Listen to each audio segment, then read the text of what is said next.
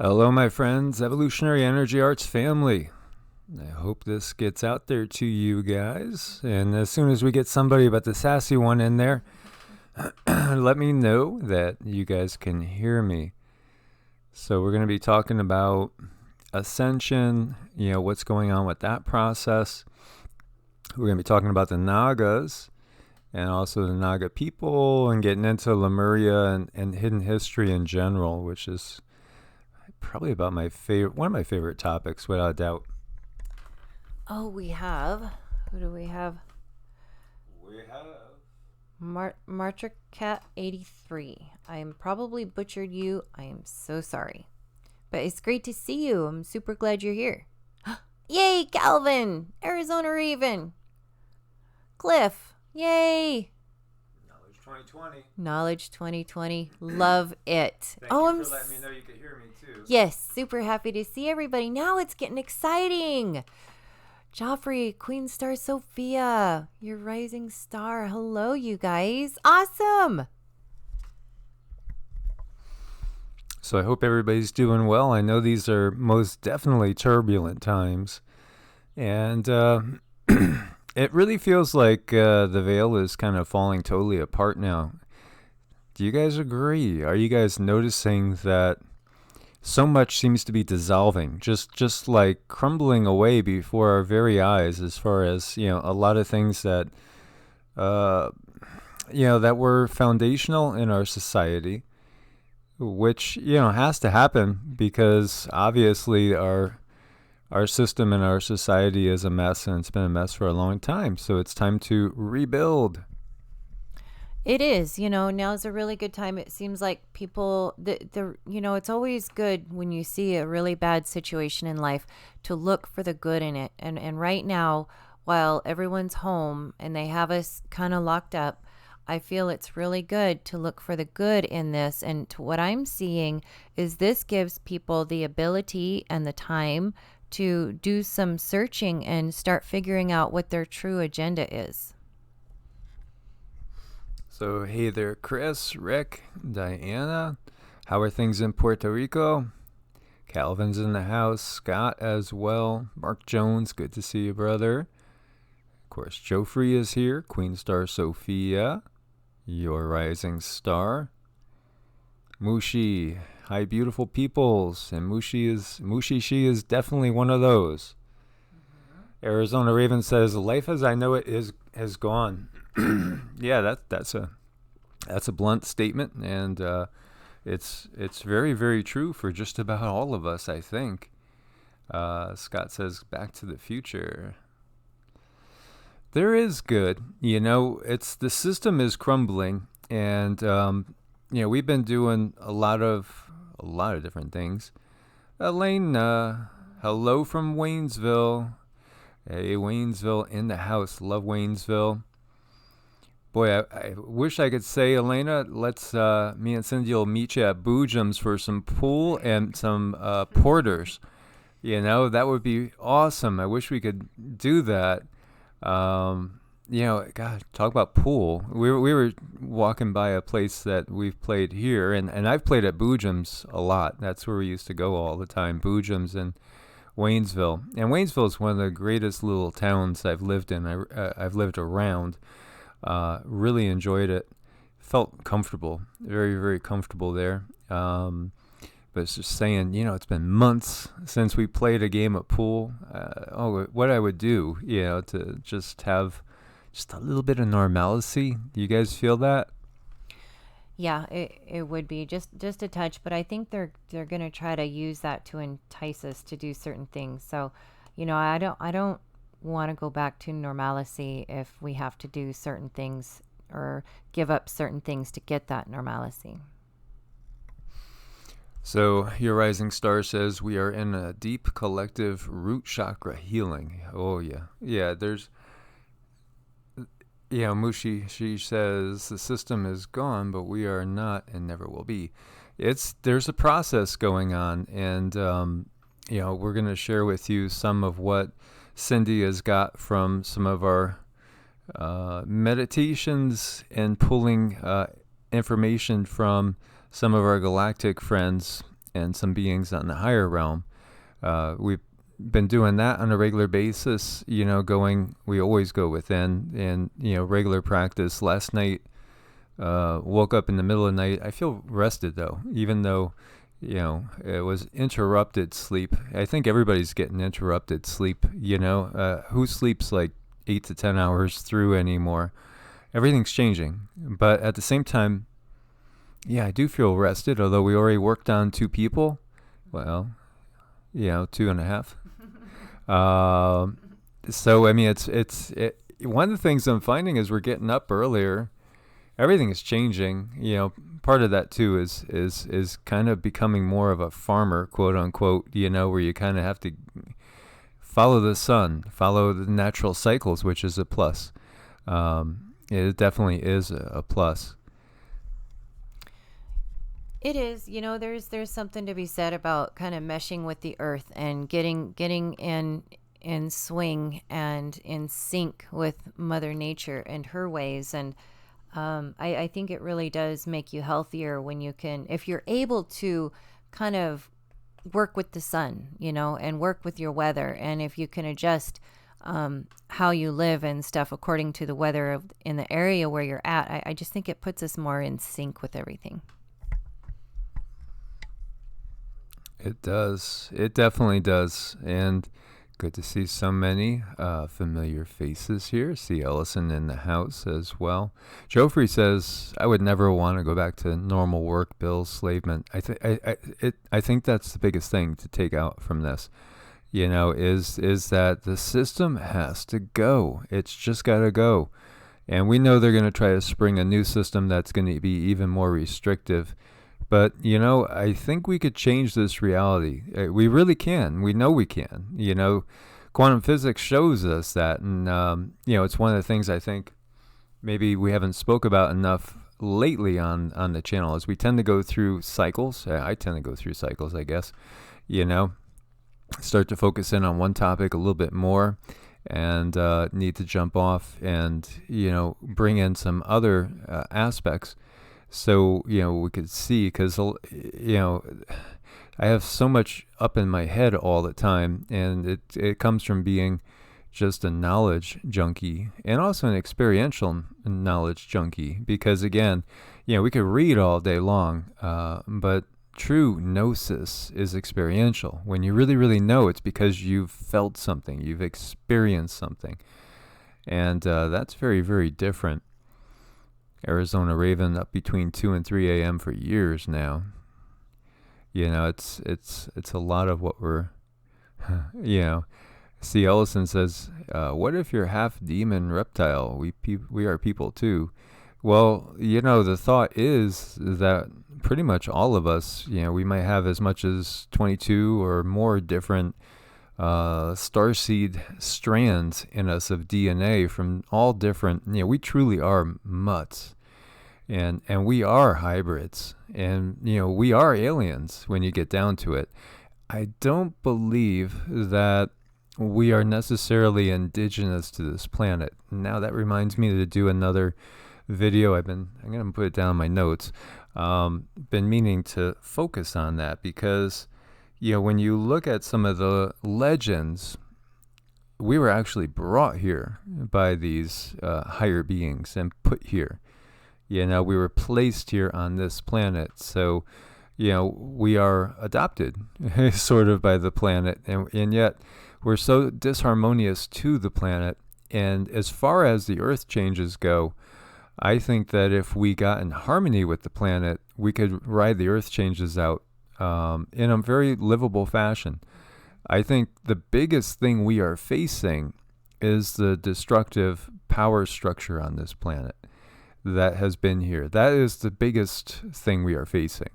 And I've felt that forever, that really, if we could just get in harmony with Mother Earth, we'll make it through the earth changes. We will. I think the destructive side of that's been built up, and also they have used what they know from the hidden sciences. The occult sciences. And again, occult's just basically hidden. in order to manipulate these changes that we're seeing. If we really look closely, it's a matter of being either a virus or, and harmful to the planet, or living in a symbiotic relationship to the planet. If people started sending in droves healing energy into the planet, change their ways, like if we take the opportunity now, look at all the oil just sitting there, going nowhere. Well, now's the time to massively switch over, to alternative systems, alternative lifestyles, alternative ways of doing things. And, talking to a gentleman that's going to be doing our well, hopefully, when we are able to get a well. He's a developer as well, and he's got plans to start a whole bunch of small, very affordable off-grid houses that are going to have solar, and they're gonna have a well, and they're gonna be structured off-grid, and they're gonna be tiny homes. So this is the type of revolution we need, because I have had a lot of really good friends and a lot of clients that I've worked on over the years, that might be a couple. I'll give you for instance, one regular client of mine. It's a husband and a wife, and the husband is away as much as he's home, probably more. He's probably away for 8 to 9 months of the year. So it's just her, right? In a house that's like 5,000 square feet. There's really no need for that. That's the type of thing that we have to change, because, there really is no need for that. It just doesn't make sense in the greater scheme of things. So we see the tiny home revolution. We see the homesteading revolution. I was looking at one family that I really got attached to when I was out in North Carolina, because they did the RV thing for 1 year. They were going to hit 49 states. They weren't going to go to Hawaii, obviously, in a RV. They ended up hitting 47 states because they wanted to get a taste of every state before they decided where to homestead. And then when they picked North Carolina around Asheville, I actually cried, because it was like I had gone on that, journey with them, and it got to be like I was so emotionally involved. And now checking out what they've done so much on their homestead. It's just amazing. I mean, they obviously work their asses off. Like the husband looks like he's lost 30 pounds, and then when we also have a couple in southern Arizona that we follow, and, they're doing an earth bag home, and he looks like he's lost 20, 25 pounds. It's a sign of the times, but it's also what happens when we actually do physical work and we live that type of lifestyle that our ancestors lived. And I just stepped on the scale today too, and I'm at the lightest I've been at since like sophomore year of high school. Yeah, well, we've been practicing the intermittent fasting stuff, and we have been busy. We've been bouncing between properties, working on people. But I think what they've done is they've kind of gotten us used to, what am I trying to say? They've gotten us used to super quick fixes when it comes to the human body as far as healing is concerned. Like when there's an ache or a malady, they'll hand you a pill and call it good. When in reality, when it comes to healing, it takes time to heal. It takes fixing your energy body. It takes changing your ways. And I think we're all in this place of healing, and we're all kind of being forced to change our ways. And for me, I really, I don't know, everything is for the better. It's always for our betterment. We got to remember that a lot of things happen for us, they don't just happen to us, they're happening for us. And I think moving forward, that's a really, really good thing to keep in mind and remember. Yeah, everybody, it seems like a lot of people are getting into the groove with this, which is beautiful. Absolutely beautiful. So we have a lot of, we hit a jackpot on a place locally where they're doing a ton of construction and throwing a whole bunch of wood that really is not bad out. So we want to do things green. We want to not contribute to, the problems of the planet. And we also want to do it on the budget. So, we picked up a whole bunch of wood that we're going to have to go through and take a lot of nails out and stuff.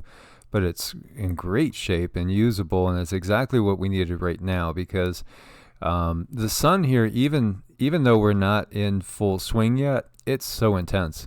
So, some of the plants are having a hard time with the sun burning them. So I'm going to have to put framework up over our raised beds and get some sun diffusing screen up in there because it's just intense out in the desert. And some of the plants are doing good, but other ones are definitely having a harder time. And we have no trees up anywhere around us. All we got sagebrush. As you guys have watched some of the videos can see, although I did get a deal on some pineapple guavas that were really cheap, like $10 each. And they grow to be 8x6 and have edible flowers. And then, of course, they have the fruit. So to me, it's a no-brainer. Try to get some more of those because they actually do well in the desert. So it's a matter of planting what will do well where you are. And then, plant it instead of planting, like, why would I want to say plant pines, for instance? I mean, pines, are good that they could give you a big windbreak, which is something that's needed. But at the same time, if you're going to spend the money, you might as well spend the money on something that's going to end up bearing fruit that you could eat in the long run. Definitely. Yeah, you definitely want to get that having the multitasking thing going on, whenever you're doing this stuff like homesteading, or even if you're in an apartment, reusing stuff, trying to lessen your footprint on the planet. And I think it counts if you reuse stuff instead of going to buy new. And they've gotten us so spoiled in this world. We're just used to going out to the store. Any old time we need a screw or a nail or a certain tool, we're used to just hopping in the car and going out and getting it and spending that money. And I think that's one of the things that's hopefully going to change, and we'll become more resourceful, we'll become healthier, we'll become better, stronger, and I really think this whole thing is going to backfire on them, what they've tried to do. But then again, a lot of ways it's kind of up to us too to put out our best self. And let's see, salvage plexiglass. If we could find some, that would be awesome. Again, we stay away from the big towns as much as possible and just go in when we have to. But yeah, we've just been trying to salvage and go from there. So, that will be working. After this live, we'll be out there on the property and perhaps we'll do a live out at the property tonight. Impromptu, we'll see if we're not too exhausted. But yeah, it's all about going to that new place, that new level. So, I saw some interesting comments. I think Calvin said that he's noticed like a lot of his favorites just feel off. His favorite YouTube channels feel off. Feels like people are off. And I think that we are all being faced with our demons right now. I think that's part of it. We're being faced with our inner demons. And one thing Cindy's found from doing so much energy work, as we've both been doing, but with her doing so many Vedic charts as well, and then she does tunings with the Vedic charts, is that people are not only working through their own crap, they're working through their ancestors' crap. They are, you guys. There's something going on, as a collective. And like I do the tuning thing, and I just got this new tuning fork, and they didn't have to make it, but they made it because what they've noticed over the years, and particularly in the last 6 months, is our energy bodies are getting thicker. So instead of, using the tuning forks that I use, they've been having a harder time getting through the traumas in the energy body. So they made this new tuning fork. It's the golden ratio, and I use that to repattern the body. But these folks have been doing this tuning for years and years and years, and they haven't seen anything like it. So there's some proof right there that something's definitely happening to us. And then to go through when I check the chakras, it's like the whole ancestral river has been shut down with a lot of people. So whatever we're going through, we are definitely going through it as a collective because it's happening with everybody. Yeah, it's making us face ourselves. Yep. And part of what has to change is we have to break down the constructs that have kept us in slavery and kept us divided. That's why I've been doing like a series just showing how like so much that we take out of the Judeo-Christian tradition is really just an amalgam of so much stuff that came before it. And I could tell it's like very, very tough for people to accept the fact that it's not necessarily a pure, clean and clear original. Because that's how we were brought up, in the Western world, for the most part. When you take the Abrahamic traditions, that's over 50% of the world population follows that lineage as far as their belief system, so that's huge. It's the dominant belief system on the planet. And then also, when we, looked at how it's constructed, like you're taught, you have right there at the end of the New Testament, now go out and convert, basically. Go out and spread the news and convert. Now, the original message, I believe, and this is from reading the Gnostic texts and all the other texts, and I believe it was just basically just go spread the message of love and peace and unity and oneness, not about any sort of dogma. And unfortunately, dogma divides, and then we have the same thing coming from the Islamic side again. Whether it's suffer not a witch to live or suffer not an infidel to live, that's pretty divisive. And so we have to call it out for what it is and move past these things they've used to divide us. And in 1871, as we talked about several times, and I do believe it's legit, Albert Pike wrote about, and he's a 33rd degree Mason, 3 world wars planned. So obviously we don't want to see a third world war. So, and then we've also talked about in modern times, PNAC, General Clark, his statements. We have to try to stop it before it happens, because the biggest danger to this world has been the system the world is under. And if you guys, saw the video from yesterday about, the god of war, being the father of Rome, in effect. And the system is one of nonstop wars. That's what we've had. It's just nonstop wars. And so it makes sense that the sire of the system is the god of war himself. It just makes sense. Ricky says religion is evil. There are some that are more benevolent than others. And, if we look at the track record of, what's come out of the Abrahamic traditions, it's not good. It's not good at all. I mean, it's one genocide after another. So we have to recognize that, and that, it's right there in the Old Testament. It's brutal, and there's a reason why a lot of people like, I don't want to read the Old Testament. I just go to the Gospel of John, because it's so light and beautiful, and some of the other New Testament books that are light and beautiful, but they only picked 66. Interesting number. They got 66 books in it, and there was thousands, and getting over into what we were going to start talking about over here. So I wanted to talk about the Ascension update, and how people are going through it big now. I mean, the lockdown is also having a huge effect on us, obviously, but I think it's giving a lot of people time to reflect too, and I think a lot of people don't want to go back to the system. We don't want to be locked up anymore, but we don't want to go back to the same old system.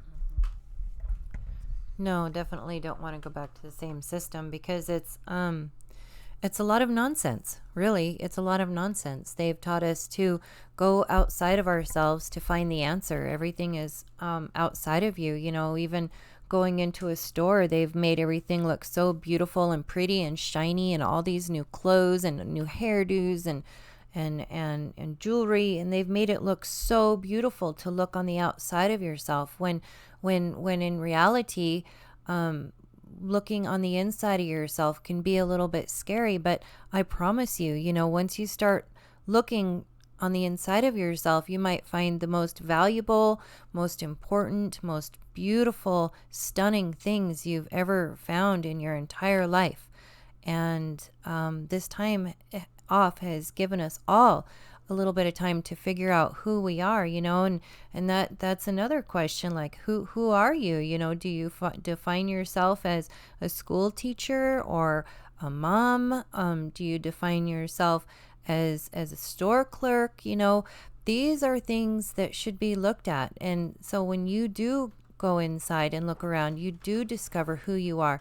It's self-realization. I believe that's where it's at. And that's why I love to do the astrology, to help people realize what they've got, the potential they have inside of them.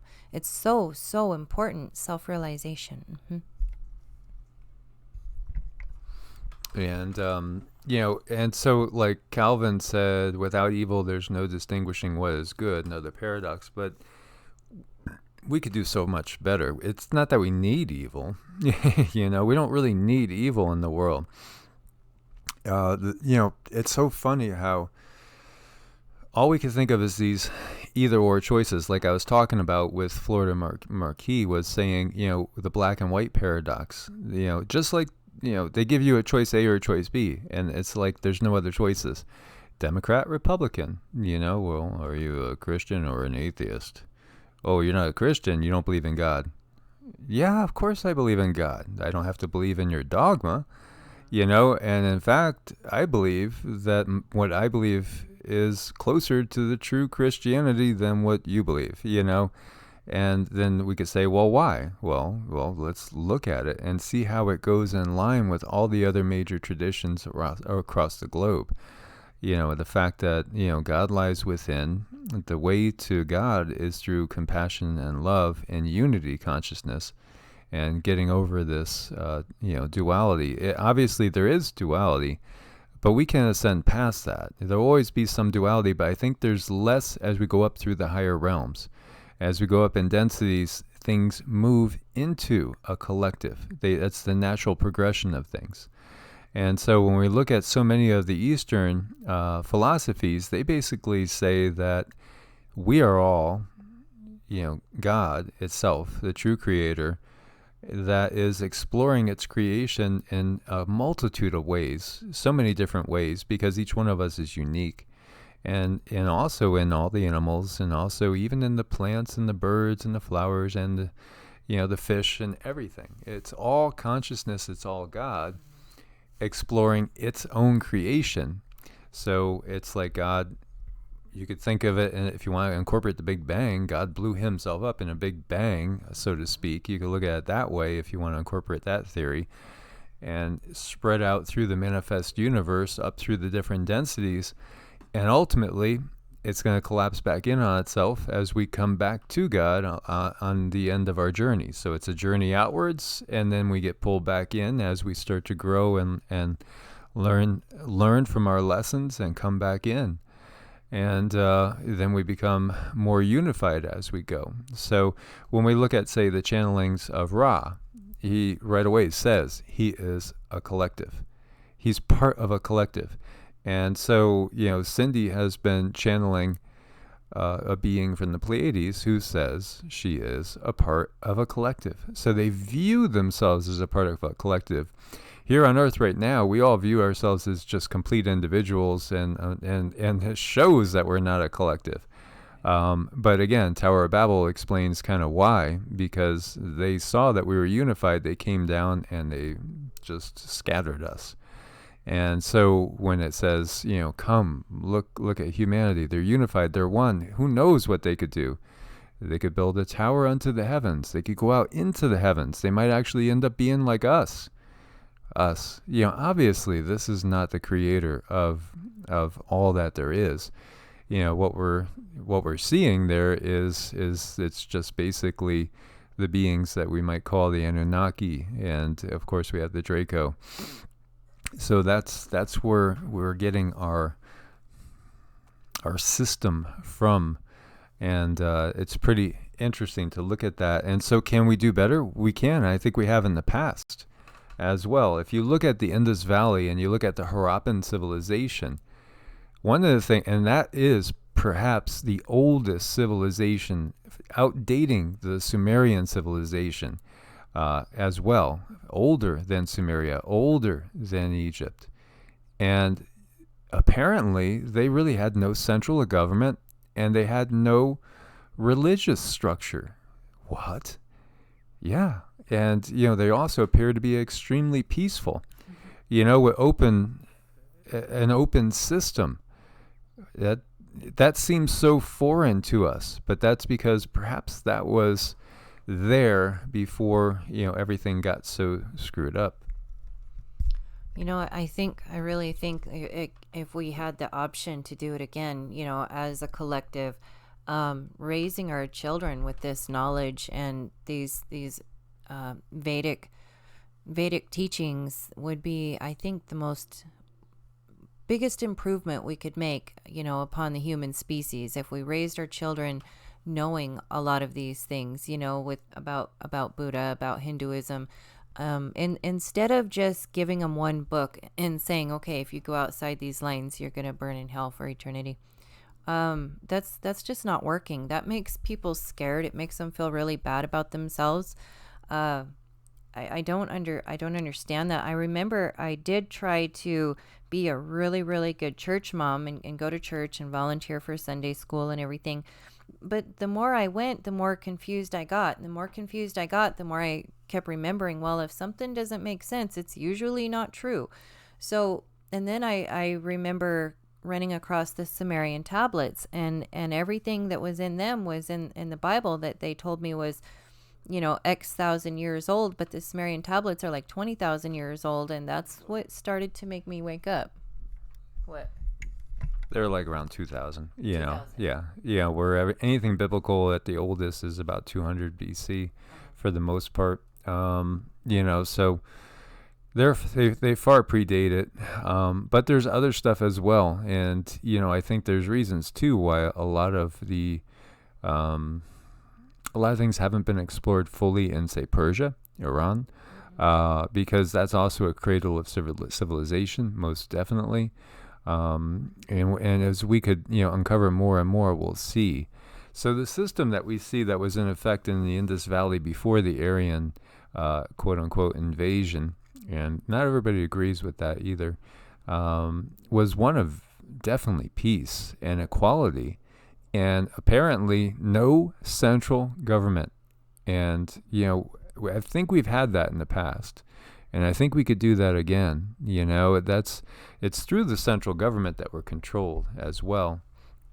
And so one of the problems, like when you look at, say, the Abrahamic tradition and the Bible, as I was trying to point out with Lucifer, for instance, and really when you look at it, there's just this conception that happens over time that is perhaps not even remotely accurate. And it's the same thing when we look at some of the other pieces to the puzzle. Like we have the dragon and we have the serpent. Are they the same? People assume that the dragon, the serpent, Lucifer, and Satan are all the same. That's just, what they have perceived. But is it necessarily talking about the same? Because there's some things that are contradictory. But when we look at other philosophies and traditions across the globe, we run into things like the Nagas, and we've talked about them before. Now, the Bible says, be wise as serpents. Be wise as serpents, and we see this as a recurring theme across the globe, that the serpent is equated with wisdom. And, of course, the serpent can also be equated, when we see the caduceus of Hermes, it's showing basically a reference to Kundalini and the wisdom that comes when your Kundalini is activated. And it shows the Ida and the Pingala and the Sushumna, the male and the female channels, and then the central channel through the spine. So, this is fascinating because Cindy gets a lot of visions of these Nagas. Mm-hmm. Yeah, like today, I saw, well, it was like a cobra in front of me, and then the two Nagas like facing each other, one on the left and one on the right. So, I mean, I don't think they're bad creatures. It seems like they're pretty benevolent. They have a common theme where they want everybody to benefit, because they know that if everybody benefits from something that they'll benefit. So I don't feel anything negative from them, even though they're kind of what you would call, the agenda is that everybody wins, So I don't think that's bad to have an agenda like that. Some people might think, well, they still have an agenda. Well, that's okay. I think that's probably the best one I've heard so far, is where everybody benefits. So, and then there's these creatures are hard to look at. Ugh. Okay, they don't want that one to come up. But when we look at like the Draco, for instance, that's something that is very different than the Nagas. So, they're two distinct beings. And, if we lump all reptilians together, it's the same thing if we lump all people together. Just like people always, that you'll have people of a fundamentalist biblical point of view that will say everything. There are no aliens, there's just demons. That's it. No aliens, no extraterrestrials. Every being that there is outside of this, our little reality here, anywhere else, is going to be a demon or an angel. And so, but those same people don't even know that, demon comes from daemon, which originally meant nature spirit. And, angel, it comes from the Greek, which is, messenger. It's a messenger.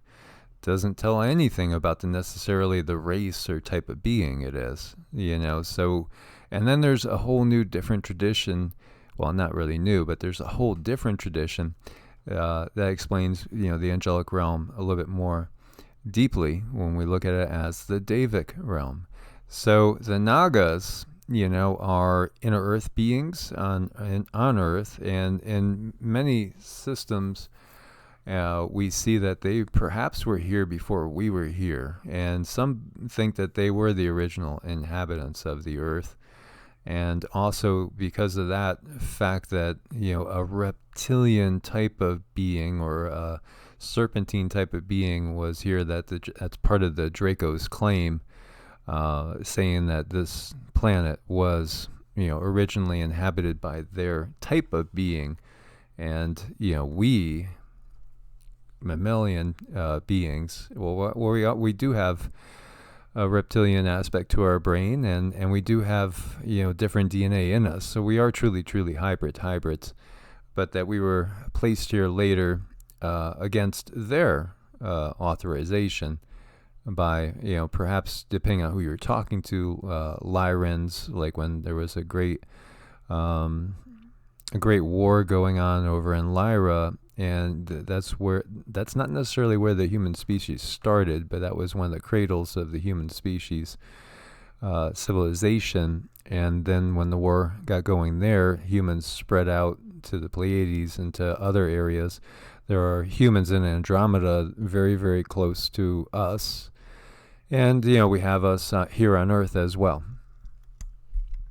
So there's a whole lot that has either been hidden from us or kept from us, or we've been told that no, those are just stories, those are just things they made up, they're not really real, when in reality, these are probably more real than we've ever experienced. I always wondered, how did they get certain storylines with certain movies, and looking back, I think some of these people that made the movies probably had some kind of access to certain histories that are real, are true history. And that's something they definitely want to keep from us, because if we understood our nature, if we understood our energy, and that we could heal ourselves and that we could heal other people, if we understood what happens to our bodies when we release the electricity that's within it, it would really cause some damage to the mainstream way of thinking. So it's, to them, it's a benefit to keep these things from us, or to belittle and downplay the truth of it all. And so, absolute great statement. Runyon Revival says, so are different human races the lineage of different alien races? I would say, my opinion is, yeah, ultimately, yes. It's different humanoid races coming from different parts of the galaxy, being exposed to the climates of different planets, and then being brought here. So, yeah, I would say so. I think so. And then also there is the line of thought, like if you guys are familiar with Robert Seffer, Atlantean Gardens, what he's getting at is that when we look at Homo erectus, Homo erectus is not too far off from, say, what an Australian Aboriginal looks like now. So it is curious that there was two different strands of Homo erectus developing, one in Africa and one over in Asia. And then, we have all these other beings that pop off the family tree. Like, he is under the impression that Cro-Magnon man, who is actually larger than the typical Homo sapiens sapiens at the time, and also has a different chin, different brow line, and what I'm getting from him is that he believes that Cro-Magnon was the Atlanteans, and that the Aryan invasion was really a Atlantean invasion. And so, and then we see the Denisovans slightly different as well, and we see the Neanderthals slightly different as well. And there's a missing one on the patriarchal side, patrilineal side. There's missing DNA there that could be from, obviously, the thing that comes to mind is Anunnaki. So I'm not sure. He's never come right out and said what his thoughts are on the Anunnaki thing. I think that he thinks that the Anunnaki perhaps were the Atlanteans, and we took them as gods, but in reality they were just Atlanteans that had the ability, to have these Vimanas that we see out of the Vedas. And I would not doubt that either. But I really don't. I could see that perhaps the whole Anunnaki thing is, a little bit of a lemming, taking us down a different rabbit hole, with the whole Nibiru thing. And, perhaps they are just simply Atlanteans, and they were way more advanced than the rest of us out here, just like, we're way more advanced than some of the tribes down in the Brazilian rainforest. And yet, when they roll out their tech, which is 100 years ahead minimum of where we are now, and when you recognize that technology doubles every 2.5 years at this pace, how far ahead that's going to seem, it's going to blow our minds. And it'll look completely alien to us, even though it could be completely human. Now, the other thing, though, is from my personal experience, I know the grays are real. I've seen 8.5, 9 foot tall gray in person in my bedroom. I've seen an Eben in my bedroom as well. We've seen that same tall gray stalking us when we're out in the woods and when we're hiking in the desert. It's attached to us, and I know the Draco are real as well, as we have felt them, their energy up close and personal. So I do know that there are, those as well. And I do also know that there really are Pleiadians and other beings as well from our direct contact. However, it very well may be that the Anunnaki are really the Atlanteans, and perhaps not really from Nibiru after all. But it's hard to say, because who do you trust? And everything has been just given to us. Yeah, everything has been spoon fed to us, in the way that they want it to be spoon fed to us, in a certain order. With certain amounts of information and manipulated in certain ways. So when you're spoon-fed like that, it's like you have to be unspoon-fed to really be open enough to learn the truth. And so many people still are not able to break out of what they know, because they spent so much time being educated on what they do know, and to suggest something different would suggest that all those hours that they spent learning something was for naught. And that's understandable. I mean, we spend a lot of time learning to get along in the system that we're in, but also we have to remember that most of that has been them teaching us how to get along as a separate system. And one thing they've been talking to me about lately is how the Chinese dragon is a very fluid creature, and everyone that participates in the Chinese dragon is extremely important no matter where they're at. If you take one person out of the Chinese dragon, it kind of crumbles the whole system. So in that sense, we can work as a whole. And they've been teaching us to work separately in all discombobbled manners. But if we could just learn to be kind to each other, no matter what, trust each other, have mercy, understanding, and all of these things, no matter what our background is, no matter what we think we might believe, no matter, just play nice. Play nice. I think things will get a lot better. So it's interesting, yeah. So in Hindu mythology, there's a race of serpents and they're like humanoid serpents too. Again, they're kind of like human up towards the top, with serpentine bodies as far as going to that tail. And it's said that they're the 1,000 offspring of the sage Kasyapa and Kadru, the daughter of Daksha. So interesting when we see that. Now, Sesha Naga, Sesha means eternal, is the world serpent who provides the bed for Vishnu, and Vishnu's the preserver. And one of his avatars is Krishna. And so he's depicted as either human or with the form of Balarama, or as a serpent dressed in purple with 1,000 heads, which can cause earthquakes when he moves them. So it's just interesting. Now, the Nagas they're only malevolent to humans when they've been mistreated, and their venom is deadly, and they also carry the elixir of life and immortality. It's interesting stuff here. And so everybody has their own take, and that's what we find out as we go deeper and deeper in. And, this is also getting into Agartha and Shambhala, and there's so many different takes on things, but it does seem to be pretty consistent. They are not really malevolent beings, only when they're not treated right. They're be treated with respect.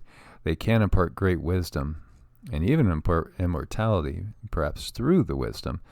There is actually Nagaland in India as well. And so it's lying in the hills and the mountains of the northeastern part of the country. It's one of the smaller states of India, and it's bounded by the Indian states of Arunachal Pradesh to the northeast, Manipur to the south, and Assam to the west, and northwest to the country of Myanmar, Burma. So we could see the area that Nagaland is in, which is interesting, heading towards Thailand. And it is very interesting. It's all mountainous. In the north, hills rise abruptly from the Brahmaputra Valley, about 2,000 feet, and then increase in elevation up to 6,000 feet. And it has a monsoonal climate typical of that area. But what's really interesting is the Naga people. So the Naga people come from Nagaland. And so their story is that when their homeland went into the sea, they came here. And they also dispersed in other areas as well. So, are they also perhaps related to some of the Central American, indigenous people? Well, not really indigenous, what we took to be indigenous, but which perhaps spread out in a diaspora after Lemuria sank. Because when you look at how they describe their land, it sounds like they were in Lemuria from where they describe it. And it's pretty fascinating. And they also say their lineage, that those serpentine beings are in their lineage and their DNA. Interesting stuff, and so there's a people that claim direct lineage, from these serpentine beings. And it's more than just Hinduism. Naga means snake, and they are a vast class of powerful snake spirits featured in Hindu, Buddhist, and Jain mythology, and beloved by independent practitioners too. They are pre-Hindu tribal spirits, renowned for their beauty, wisdom, and magical powers. The category Naga encompasses a vast variety of these serpent spirits. Dragons can be categorized as among the Nagas, and Nagas live underwater, in oceans and lakes, wells, springs, and rivers, and underground, especially in subterranean caves, converted into magnificent jeweled palaces. So it's pretty fascinating to see this, and there are legends of these people. And then again, think about mermaids, right, with a fish tail. Well, this is a serpentine tail. And then we think about Joans and Dagon as well, as we look at some of the pictures of them. It's all pretty fascinating, and there's got to be some roots of truth in here. And here you see Buddha meditating, and the Nagas are protecting him. And, there's very, very similar mythologies from many areas across the globe about this. So in myths, legends, scriptures, and folklore, the category Naga comprises all kinds of serpentine beings. And so under this rubric are snakes, also of the python kind, despite the fact that Naga is usually taken literally to refer to as a cobra. Deities of the primal ocean, mountain springs, as well as spirits of the earth and the realm beneath it, and finally dragons. So you see Varuna, the Vedic god of storms, is viewed as king of the Nagas. King and queen of water Nagas, worshipping Parshva over here. And then you have the Jain tradition as well. It's pretty interesting. And I'm going to do a video on Jainism because people probably are not familiar with it.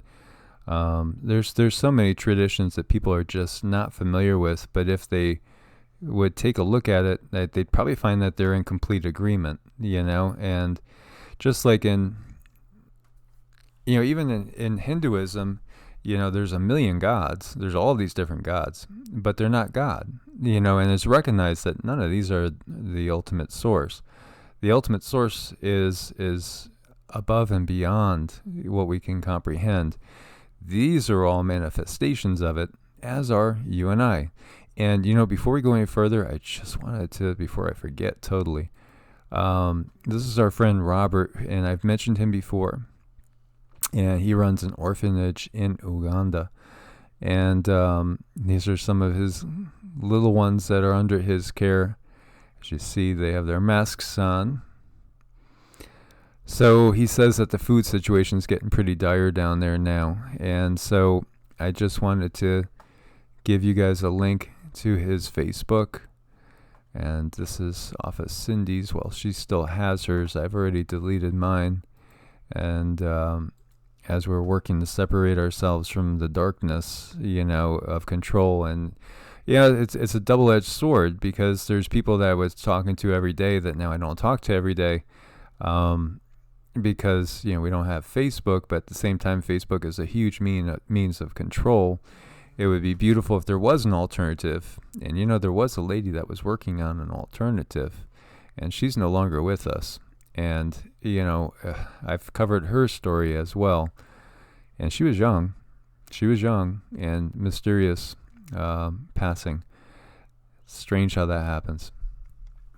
Yeah, it is. People who have alternatives to the system, it is strange how they just sort of fade away. How convenient is that? And that seems to happen over and over again.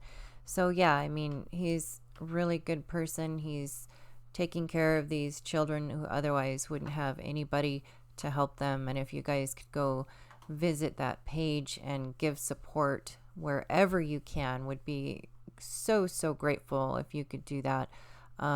Would mean the world to them. Look, they had some floods, and their kids have their little toy buckets and stuff, and they're helping where they can. Just blessed little angels, beautiful beings there. Yeah, there's so many good people in this world that are dedicated to do nothing but just helping others. Yep. If we could all get to that point, then, the world would change. It would. And, maybe it's through cataclysms that we get there and we change the way we do things. As KB says, there are food shortages worldwide. It's going to keep growing. We understand that there's no real reason for it, honestly.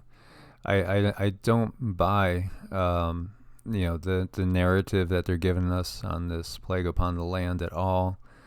And I think it's all part of a much bigger plan that's just all too obvious. Just, all too obvious, It's so obvious.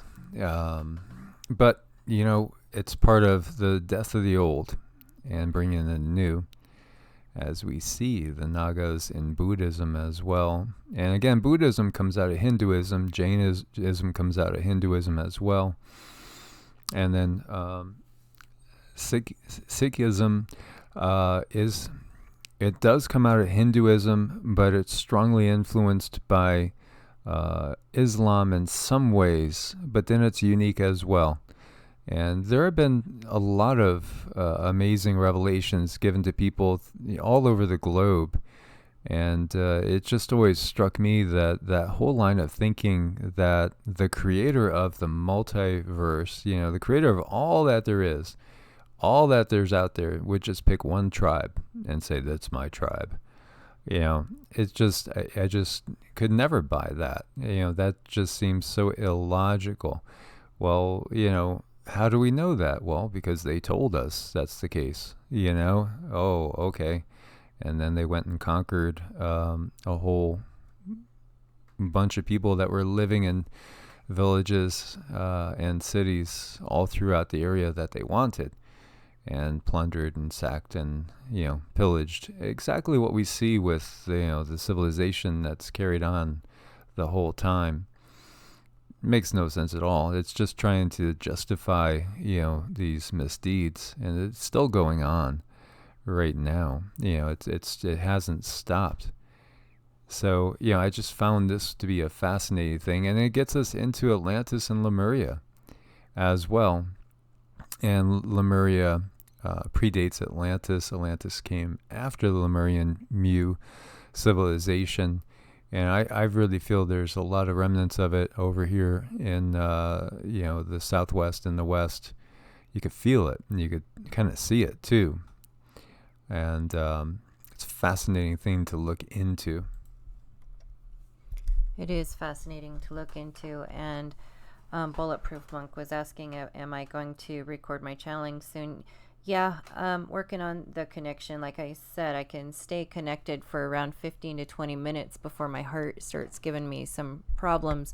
So I'm working on strengthening my own energy field and getting more information out to you guys at a time. Right now, it takes me a little time, but everything in with practice, practice makes perfect. And then we can get more information out to you guys. It's just, it feels really, really good to connect. And I'm not sure why my heart does what it does. I'm sure there's a reason for everything. So, yeah, we'll get it out there.